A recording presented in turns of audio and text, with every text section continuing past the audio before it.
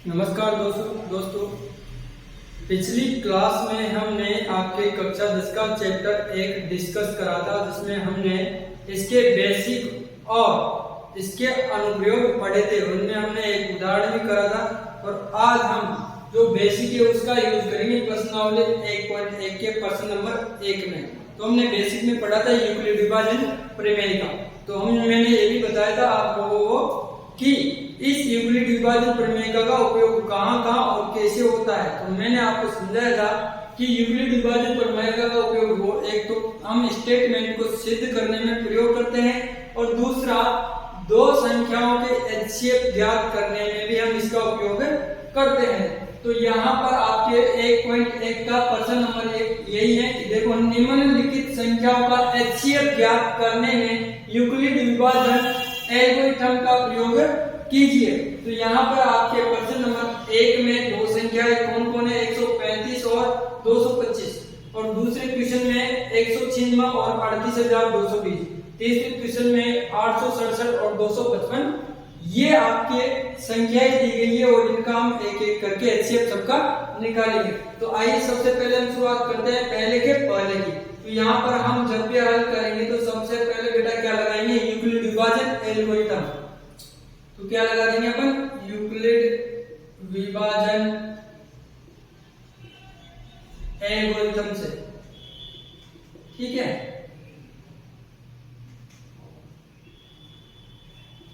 अब आप सब जानते हैं, जैसा कि मैंने आपको बताया था कि यूक्लिड विभाजन एल्गोरिथम का जो सूत्र होता है बेटा वो होता है a बराबर bq प्लस r। और यहाँ पर एक एक्स्ट्रा चीज मैंने आपको बताई थी कि यहाँ पर जो r की कंडीशन होती है वो 0 के बराबर या 0 से बड़ी लेकिन हमेशा b से छोटी होती है, ठीक है। तो साथ में ये भी आप लिखे। अब देखो यहाँ पर a क्या होता है, भाज्य, b क्या होता है भाजक, q क्या होता है भागफल और r क्या होता है शेषफल, ठीक है। तो यहाँ पर मैंने बताया था कल की क्लास में आपको कि जो बड़ी संख्या होती है वो होती है भाज्य, उससे छोटी संख्या होती है भाजक, ठीक है। तो हम भाज्य के स्थान पर बड़ी संख्या को लिखेंगे और भाजक के स्थान पर छोटी संख्या को लिखेंगे। यहाँ a हो गया 225 और b क्या हो गया आपका 135, ठीक है। अब आपके q और r कब आता है, जब हम भाग देते हैं। तो भाग देना आपको पता है कैसे देते हैं। देखो यहाँ पर 225 में आप भाग लगा दो किसका, 135 का, ठीक है। तो ये जाएगा एक बार, कितनी बार जाएगा बेटा, एक बार। तो हम माइनस कर देंगे, कितना बचेगा 0 और 9, कितना बचेगा यहाँ पे 90।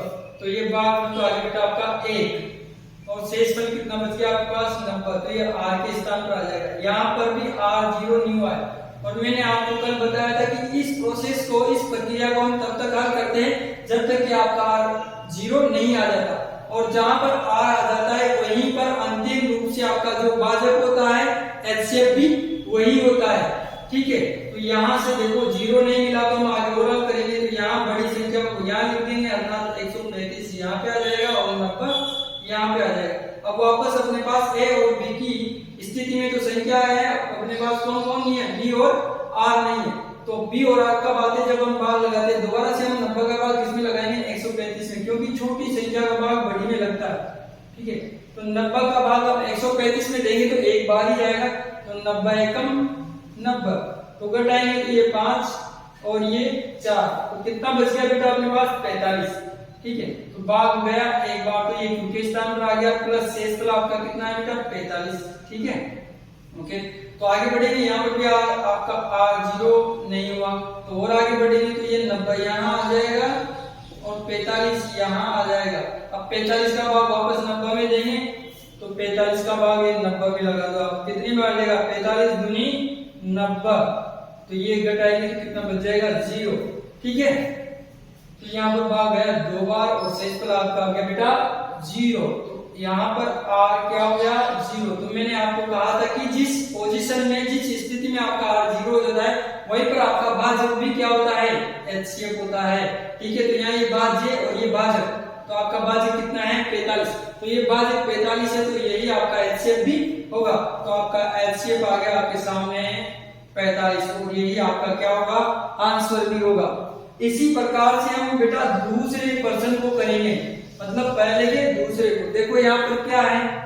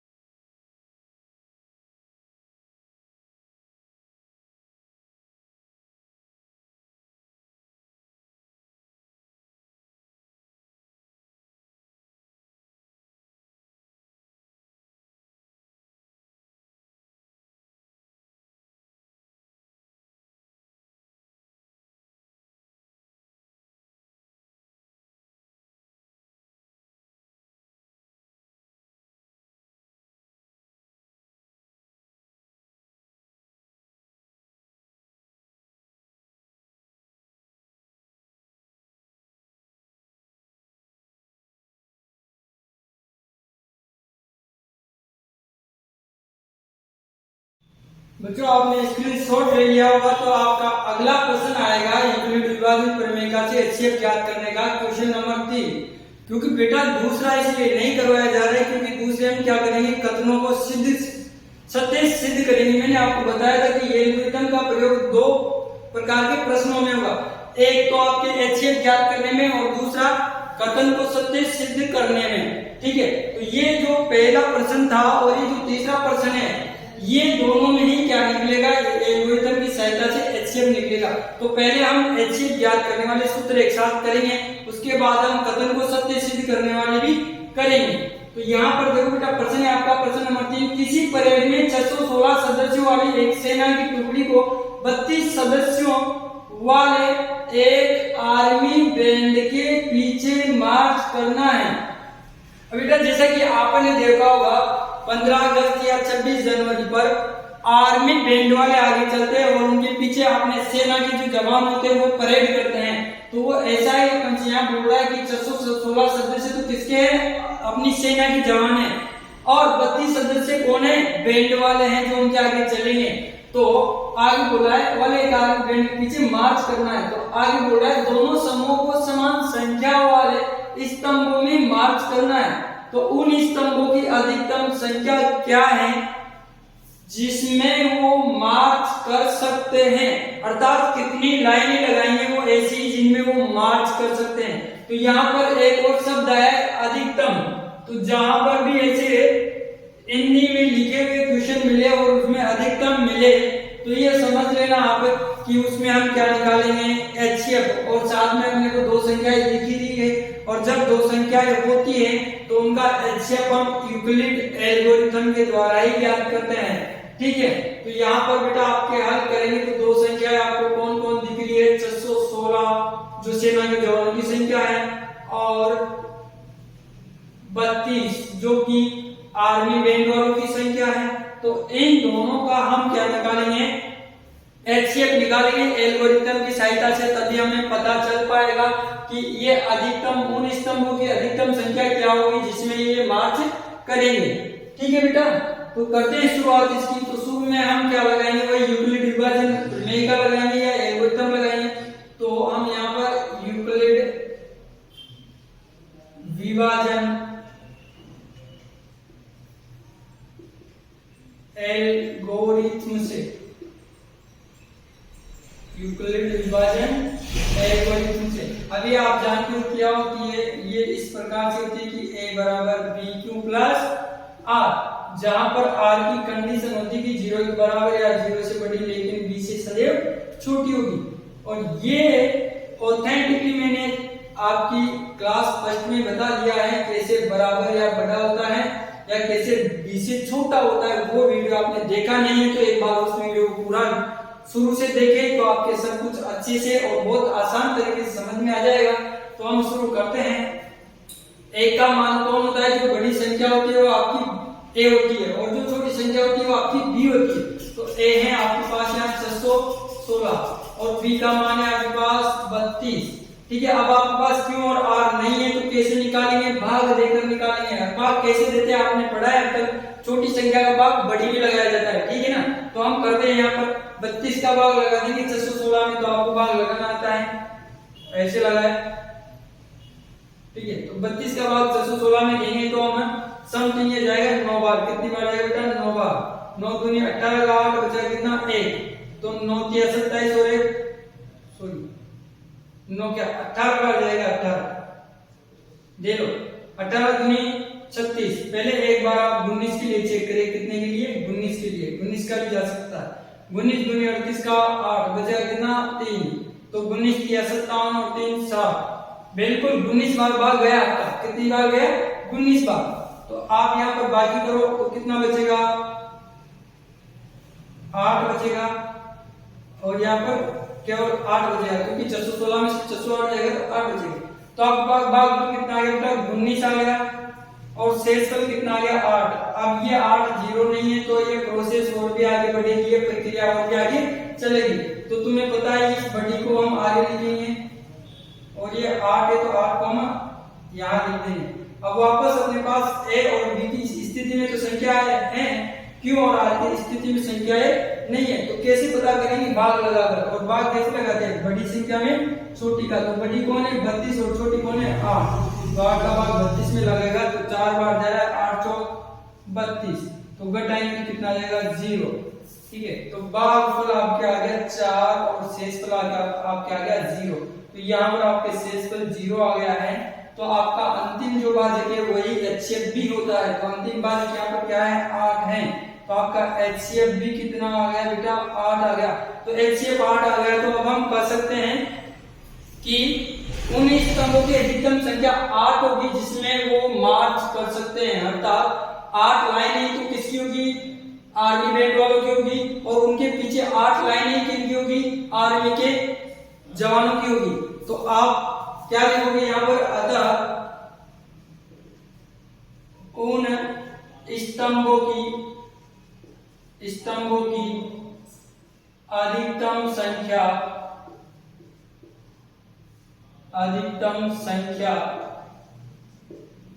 8 होगी। इस प्रकार ये आपका हो गया आंसर। और ये भाग देने वाला जो सिस्टम है ये आपके रफ वर्क में होता है, ये क्वेश्चन के साथ आप मत किया करें, ठीक है। और इसका एक बार आप स्क्रीनशॉट ले, उसके बाद हम नेक्स्ट क्वेश्चन करेंगे आपके